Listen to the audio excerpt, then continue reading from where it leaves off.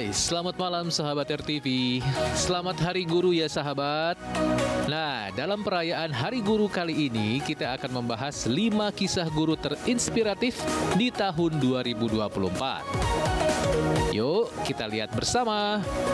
Yang kelima adalah guru honorer di Karawang, Jawa Barat yang membelikan sepatu bagi muridnya.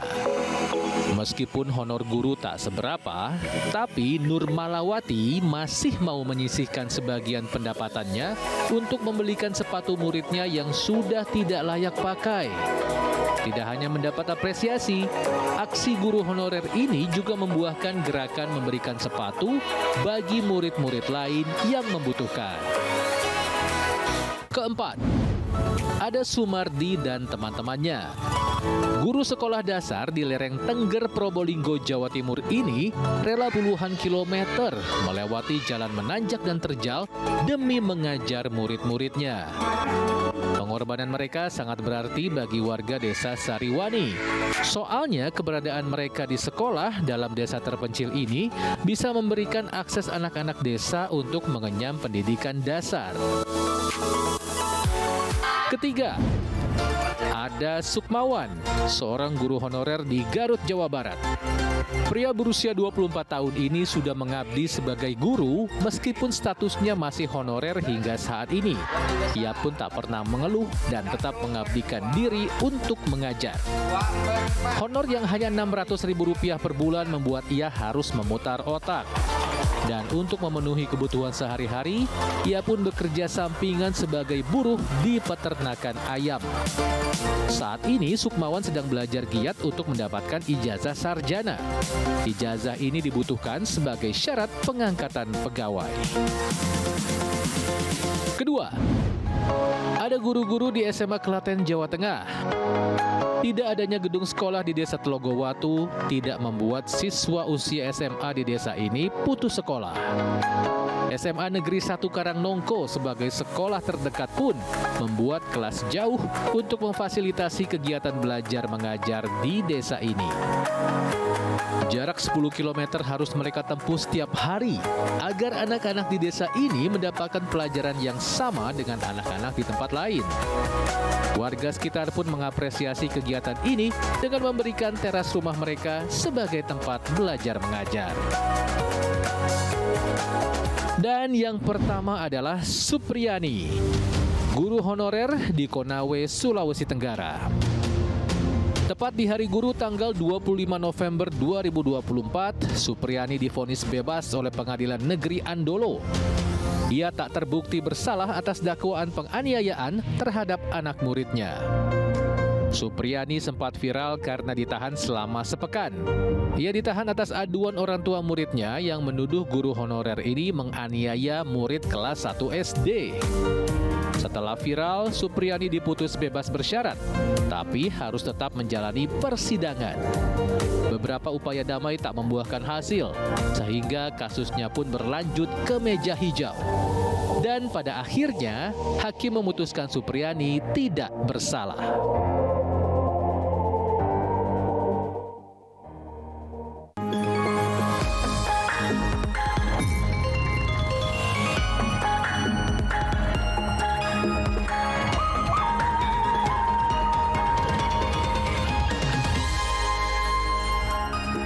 Kami ucapkan Selamat Hari Guru.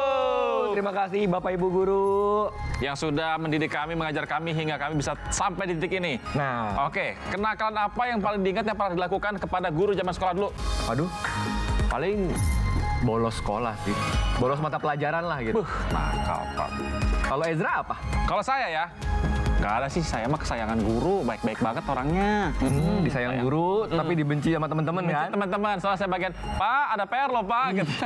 Itu emang selalu ada tuh ya orang kayak gitu ya. Kelas pasti ada, itu saya. Sayangan guru, tapi dibenci sama Dibenci teman-teman. sekelas. Baik, sahabat TV, kembali berjumpa dalam Indonesia Malam bersama dengan saya Ezra Dianto. Dan saya Pramodika Samudra, selama 30 menit ke depan kita akan membahas banyak banget nih Ezra, informasi-informasi yang udah kita kumpulin nih selama sehari ini. Betul, dan seperti biasa kita akan awali dengan info-info kuliner. Nah, kalau malam-malam nih biasanya kan susah banget nih Zra cari makan. Ya. Bener gak sih? Betul. Tapi ada nih Zra kan, nasi uduk yang buka sampai 24 jam. Ini pasti nasi uduknya legendaris pasti. Legendaris pasti Legend nih. banget dong. Ya kan? Ya nggak? Lauknya lengkap, Nah. harganya terjangkau. Adanya di Kebun Kacang. Bisa tebak kan namanya apa? Nasi uduk apa ya? Ini dia, nasi uduk Kebun Kacang. Oh. Gampang kan? Nah, sahabat RTV, siapa nih yang suka kulineran malam atau bingung kalau malam mau makan apa? Tenang, aku punya jawabannya. Saat ini aku sedang berada di Kebun Kacang, Jakarta Pusat, dan ada salah satu tempat makanan nasi uduk Betawi yang legendaris banget. Penasaran nggak sih? Udah puluhan tahun, tapi tempatnya selalu rame. Kira-kira apa ya rahasianya? Yuk, langsung aja kita ke dalam.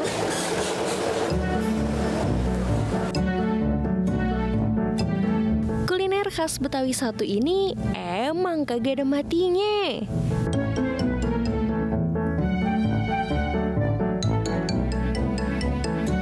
Udah gitu, pas banget dimakan pagi atau malam karena menu-menunya itu bikin nagih banget.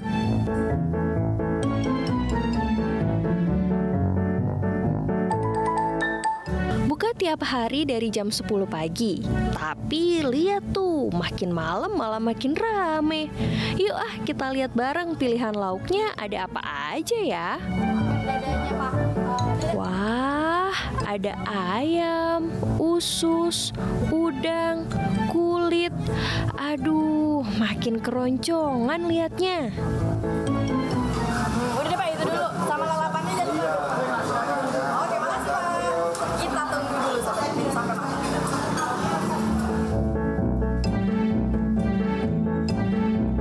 Apalagi dipadu nasi uduk bawang goreng gurih yang dibungkus daun pisang satu-satu begini. Wah, ini sih auto nambah. Menu yang aku pesen tadi banyak banget kan, salah satunya ini dia nih, nasi uduk yang dibungkus oleh daun pisang dan gak lupa ada bawang goreng di atasnya. Dan ini dia nih yang bikin ngiler dari tadi. Ada usus goreng, ada udang gorengnya juga, dan jangan lupa ayam beserta teman-temannya tahu dan tempe.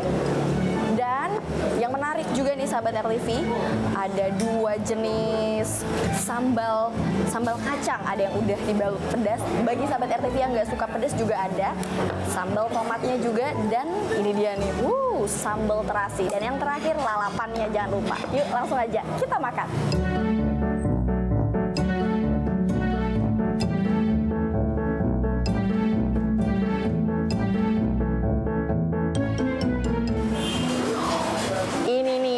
Mantap sahabat RTV.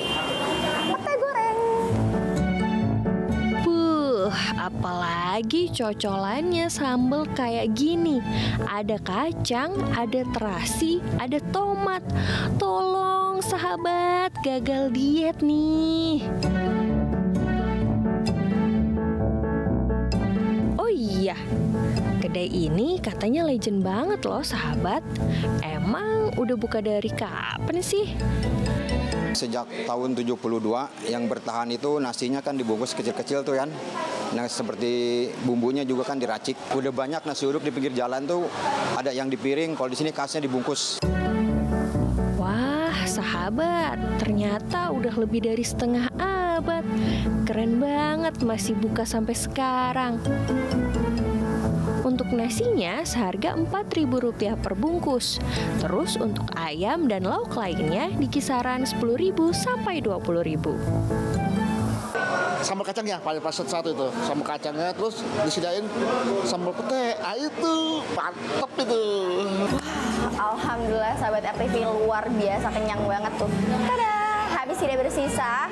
Jadi cocok banget nih untuk menjadi rekomendasi sahabat yang ingin kulineran malam ataupun habis pulang kerja capek nyari nasi uduk, mendingan langsung ke sini. Dari Jakarta, Olivia Ferrari dan Budi Utomo, RTV.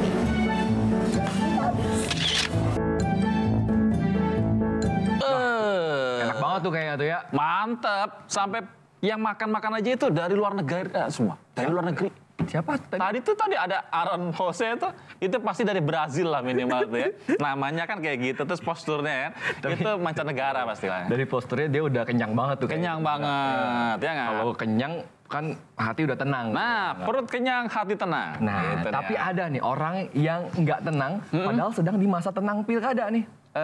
Sibuk kali ya? Bukan, Zra.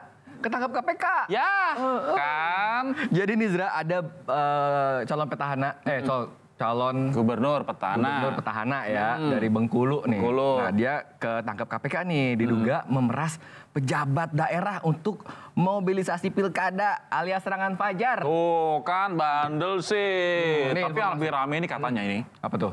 Dia pakai rompi Polantas. Oh, buat apa ya? Tahu? Mungkin side job kali ya? Atau mungkin kamu frase kali supaya nggak ketangkap. Saya Polantas gitu. Kita lihat aja lah. Ini dia.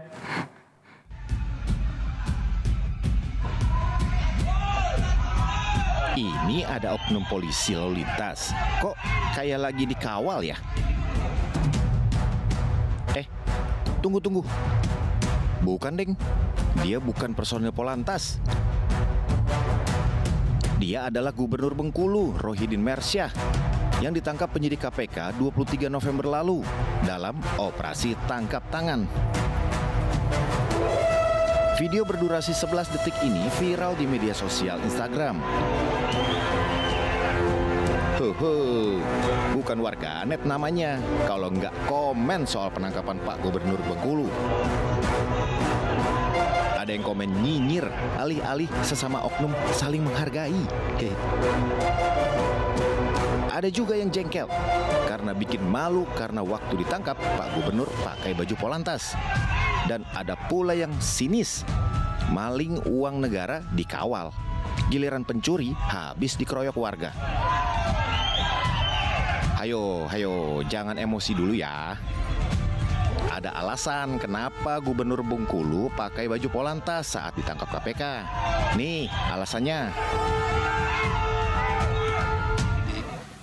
Singkat ceritanya bisa kita tangkap sama tim, kemudian dibawa ke Mapolres. Setiba di sana kemudian dilakukan pemeriksaan sampai pagi.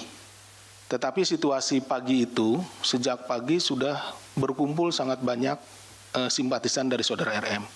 Nah, mengepung dari Polres Tabes ya, Polres Tabes sana. Dengan alasan keamanan, maka tentunya kita mencari beberapa cara ya. Yang paling dicari adalah Pak RM, yang paling cari Pak itu. Nah, makanya itu kemudian dipinjamkanlah rompinya gitu. Iya deh.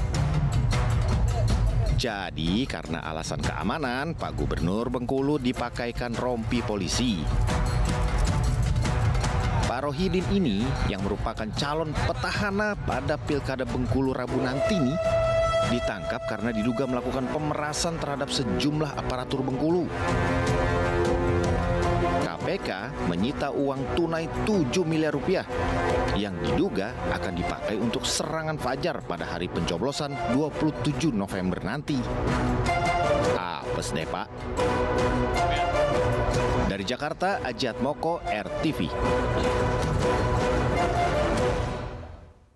Nah, tuh jelas tuh. Jadi sekarang ya, itu pakai rompi Polantas bukan karena side job, bukan karena lagi nyamar, tapi alasan keamanan. Berarti Bapak ini sedang terancam, jadi harus diamankan. Apanya yang terancam? Padahal kan yang terancam itu kesejahteraan rakyat ya. Oke, kita berikutnya lah.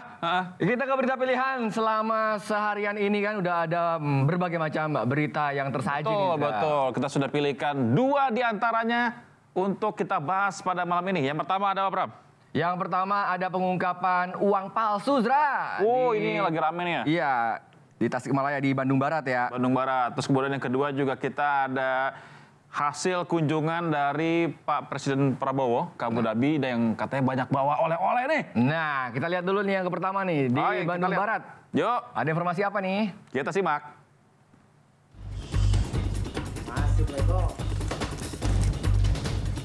Wah, banyak banget uangnya. Tajir melintir nih kayaknya. Eits, jangan tertipu dulu sahabat.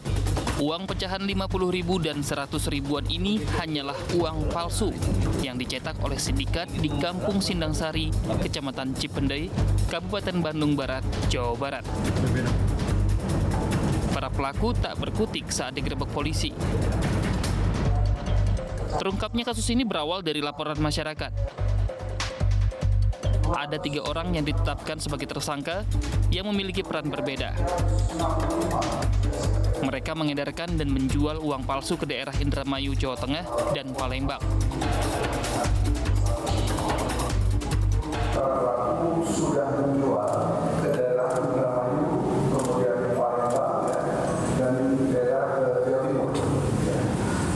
Kemudian mereka menjualnya dengan sistem online dan langsung bagi mereka yang sudah mengenal di desa langsung.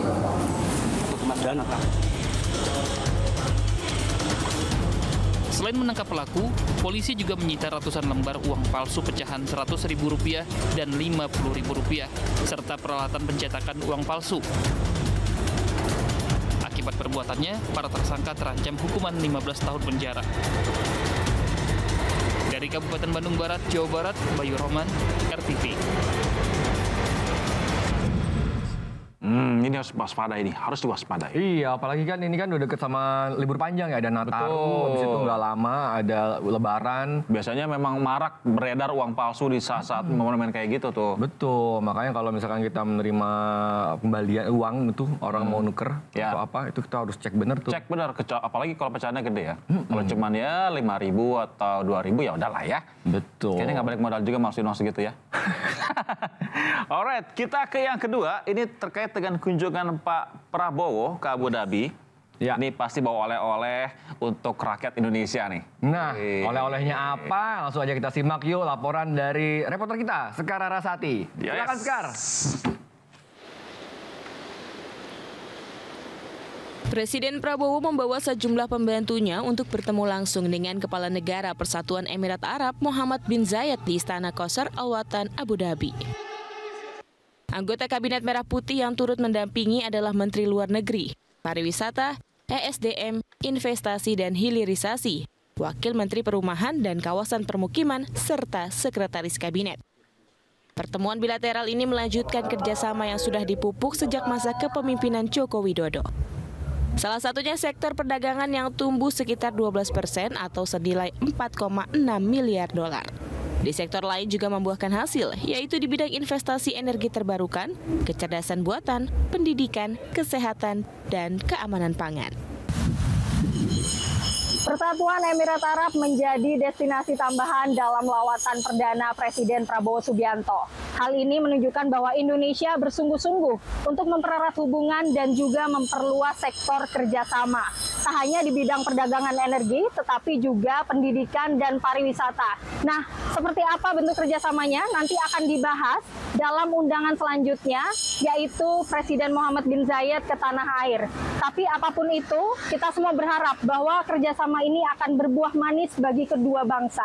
Dari Abu Dhabi, Persatuan Emirat Arab, Sekar Rarasati, RTV.